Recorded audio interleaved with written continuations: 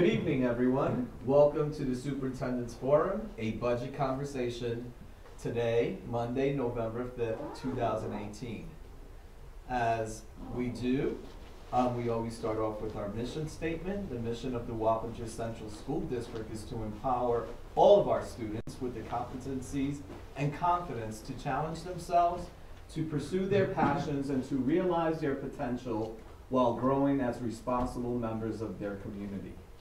And of course, we have our 5 core values that talk about our belief system, which forms itself around collaboration, embracing diversity, health and quality of life, active and continuous learning, and making sure that from staff all the way to our students, everyone realizes their potential so that they can thrive. What is a school district budget?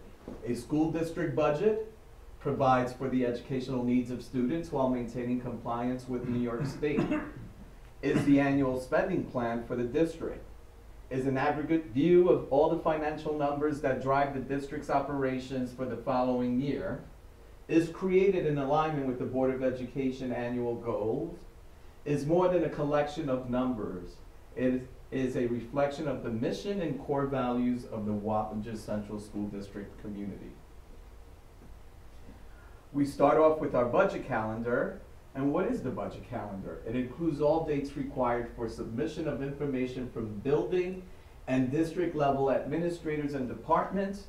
And when you think about buildings and district level administrators, it is a collaboration amongst the staff and stakeholders that belong to the individual school communities, as well as the different offices at the district level administration office. Presentations to the Board of Education and the community, New York State mandated budget hearing and meeting dates. This calendar was approved by the Board of Education for review and approval at the October 1, 2018 meeting. The 2019-2020 approved budget calendar can be found on the district's website, www.wappingerschools.org. Continuing on with the budget calendar, the annual budget process begins with the approval of the budget calendar. The budget calendar is brought to the Board of Education with the approval of the budget calendar in late October, early November, and ends with the annual budget, and ends when the annual budget is approved by the voters in May. It is a long and steady process for the administration, the Board of Education, and the community. It is also a process that's very interactive, and we are constantly communicating to our community, our entire Wappinger Central School District learning community, where we are in the process as we continue to create the budget. How can Wappinger Central School District help to make this a community process? We understand that the budget document, financial terms, and acronyms used during the budget process does not reflect everyday language used by many of us. What can you do? What can Wappinger Central School District do to help? So what we do is we provide, and on our website, a list of frequently used financial and budget terms that have been developed to bridge the gap and have more fluent conversation with the Board of Education and the community. This is very important because we want to have a user-friendly process, and we want for our entire community to understand that their voice is important. And in order for us to be able to maintain the same language, they can speak to us in everyday language, but we have a responsibility to use the technical terms and include it into a school budget. This is updated annually and can be found on our district's website. Opportunities to share feedback, ask us questions, and gain a further understanding through district-sponsored events. We have, as I said, tonight, we have the Superintendent's Forum. We will also have one held in Spanish for our Spanish-speaking members of our learning community. Interactive budget presentation and/or a budget chat line. We will have this new for the 2019-20 school year, and you will be sure that replies will come to you instantly, and for those that are sent via email as a question, within 48 hours you will have a reply to your questions, comments, or statements made about the budget. The expense components of a school budget is broken down into 4 categories. We have benefits, which is broken down into health insurance, social security, workers' compensation, transportation, instruction, which includes student programs, and general support, facilities, personnel, business, general insurance. Now, the difference between the budget as the difference here with the expense components of a school budget and what you will see here following along is that the reporting format, how we report the money we utilize, the school expenses, is the same process of the school budgets, the components of a school budget: benefits, transportation, instruction, general support.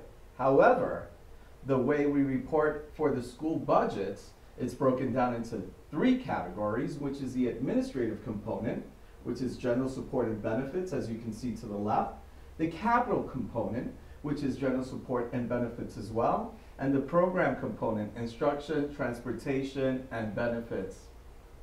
Moving right along, the revenue components of a school budget. The revenue component, that is the money that we get, is based on state aid, federal aid, property taxes, and miscellaneous. The miscellaneous is one area where it includes little components, and it's rather detailed, but we do explain it when we go out to the community, indicating how much money and revenue comes from miscellaneous.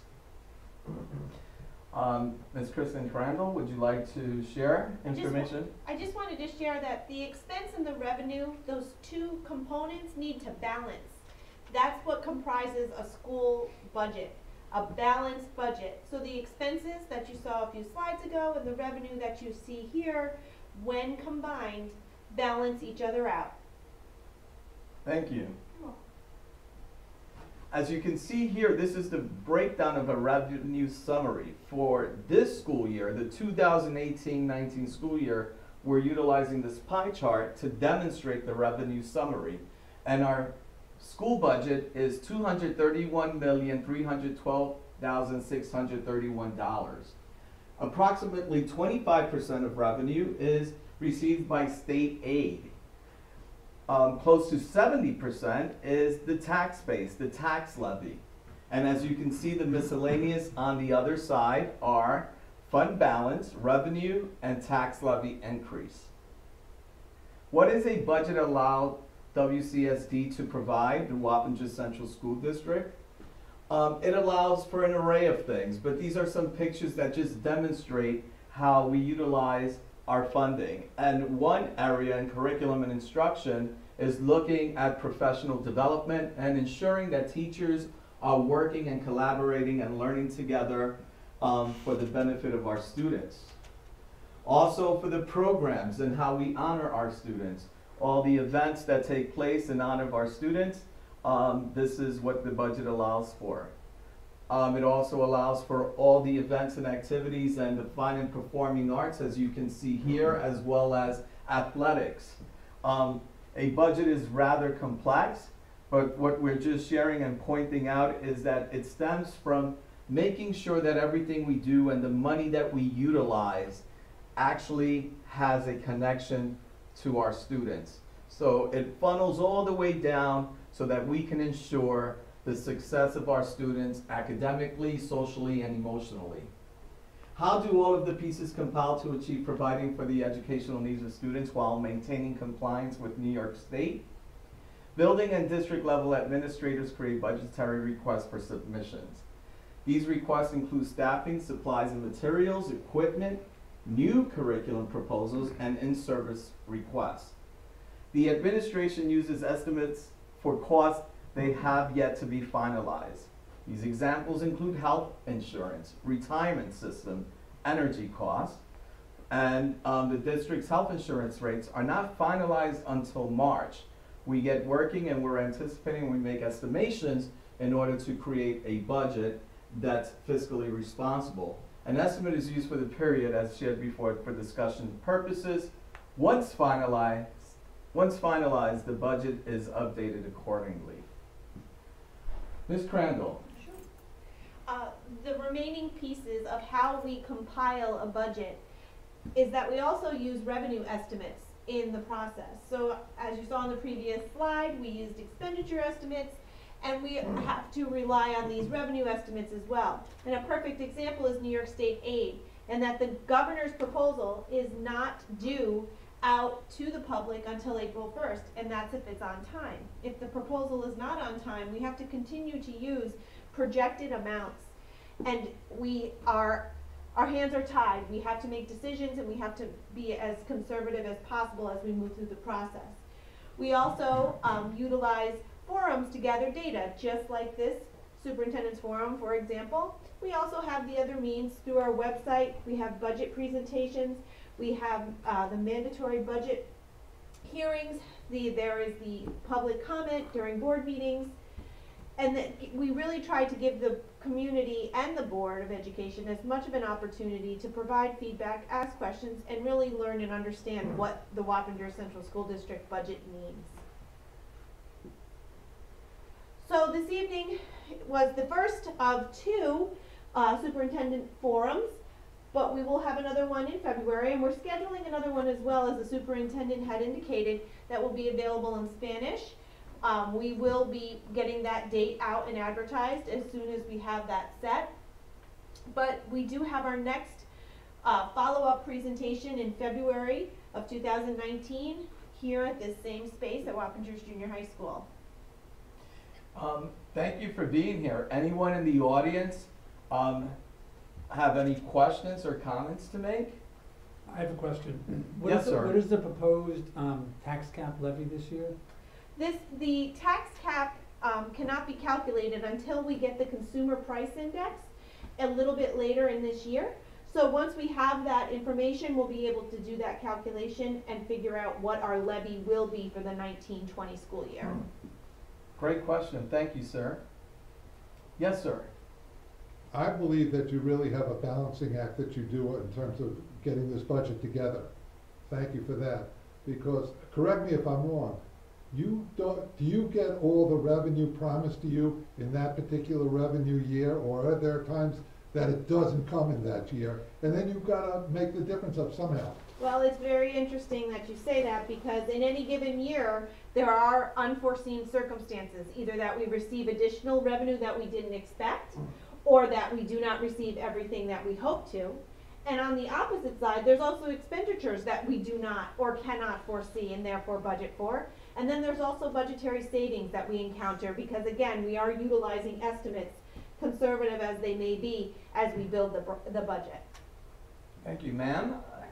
Are you still looking to use maybe some of the fund balance to balance the budget if potentially you don't get your state aid?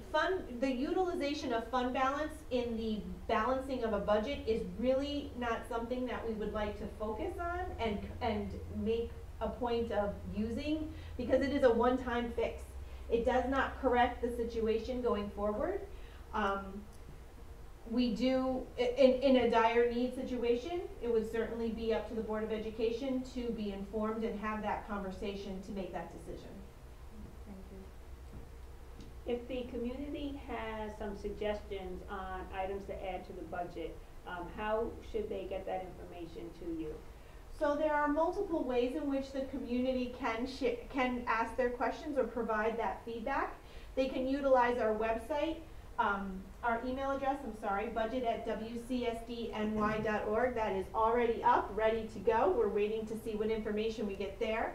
We're also looking to have some interactive community-based presentation or a live chat throughout this budget process. That's new for us.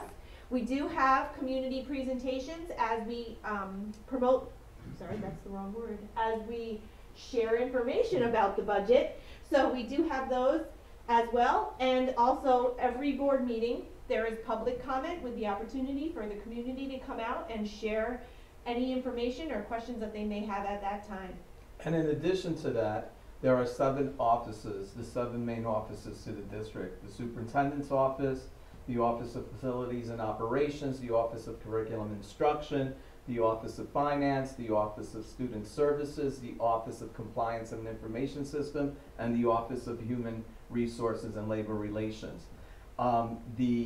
These offices and the staff members that work there, if anyone were to call and ask a question related to the budget, they know to record the question and provide that question to our Assistant Superintendent for Finance so that we can include it and we can, whether it's a question for something to think about or consider or just requiring an answer. So all of the information that we gather, we make sure that all of our office also understand that someone from the community or someone from the staff may call simply asking a question, and we will not redirect them somewhere. We will take the question and make sure it goes to the appropriate person.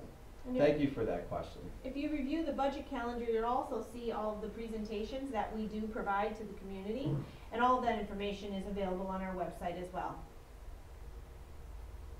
Any more questions? Thank you so very much for coming, and we will continue our conversations. And as we said, we look forward to meeting with you again and again and talking to you and ensuring that your voice is heard so that we can continue to work on creating a budget that reflects our mission statement and core values. Thank you.